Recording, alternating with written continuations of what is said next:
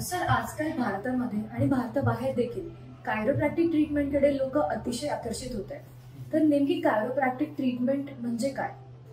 Chiropractic is an art and science of adjusting neuroskeleton system. Chiro means both hands. हा एक Greek word आहे. तुम्ही तुमचे हाताने स्पाइन किंवा जॉईंट ॲडजस्ट करून त्याला त्याच्या जागी परत प्लेसमेंट करतात.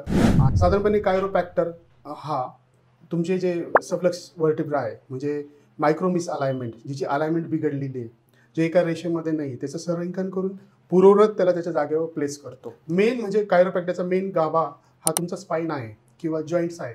तर स्पाइन हे जवळजवळ 80% आणि 20% इतर जॉईंट असं कन्सिडर करून कायरोप्रॅक्टिक तुमचे जॉईंट आणि स्पाइनचे ॲडजस्टमेंट करतात. म्हणजे one body as a one single unit असं धरून तुम्हाला ट्रीट करायचं असतं.